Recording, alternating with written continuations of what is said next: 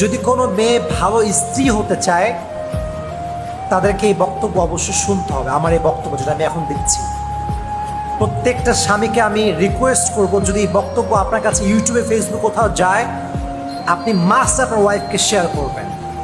স্ত্রীর কিছু কিছু চরিত্রের কারণে, কিছু কিছু কাজের কারণে স্বামীর যে হৃদয়টা আছে এটা ভেঙে চুরে চূর্ণ বিচূর্ণ হয়ে যায়।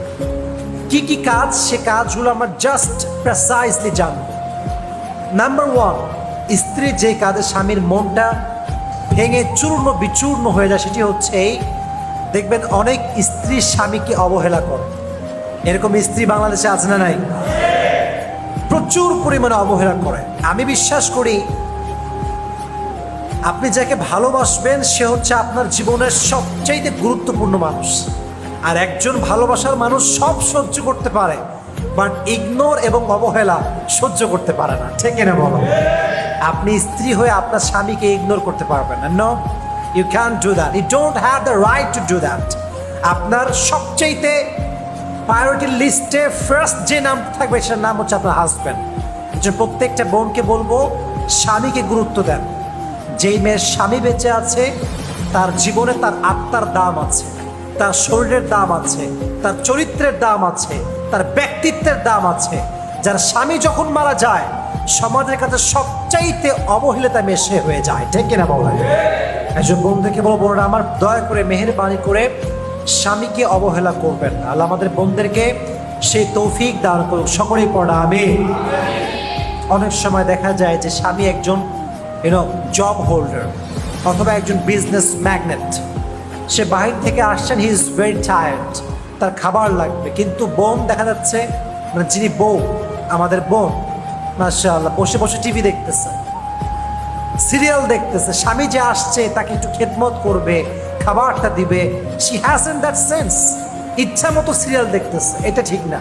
এটা হচ্ছে part of what can I say, part of ignoring.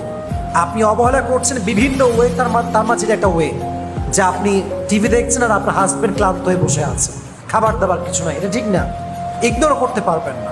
তাহলে এক নাম্বার যে কাজ স্বামীর মন ভাঙে এটা হচ্ছে অবহেলা। বলেন তো এটার নাম কি?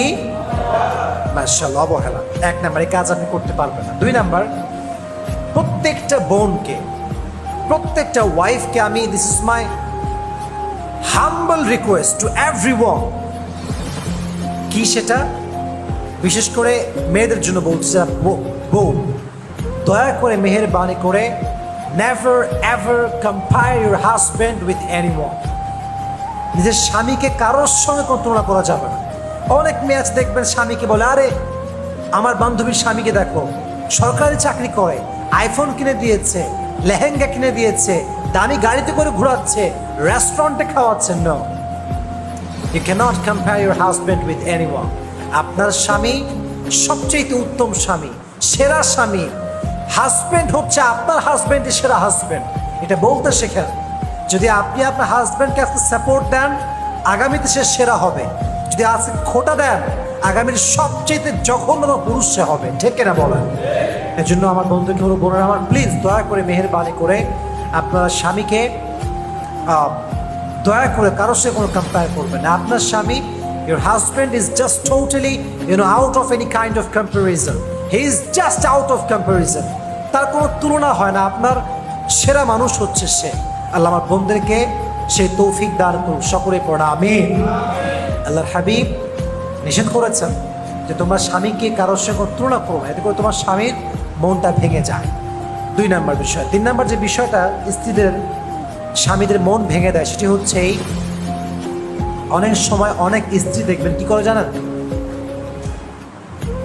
নিজের আব্বা আম্মা আসলে খুব যত্নশীল, শ্বশুর শাশুড়ি আসলে আর চোখ তুলেও তাকায় না। এরকম মেয়ে বাংলাদেশে আছে না নাই? অনেক আছে।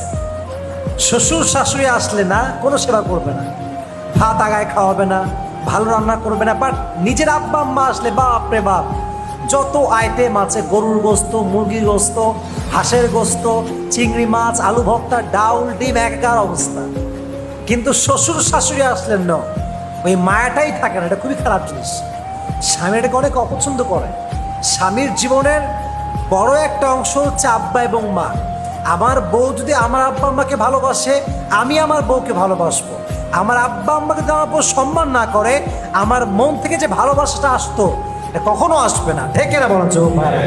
তাহলে আমার বোনদেরকে অনুরোধ করবো, মেহেরবানি করে আপনার স্বামীর যেই রিলেটিভস আছে, স্পেশালি প্যারেন্টস, এদের প্রতি আপনার কেয়ারিং হতে হবে, লাভিং হতে হবে। আল্লাহ আমাদের বোনদেরকে এটা বোঝার তৌফিক দান করুন। সকলেই মন খুলে পড়া আমি।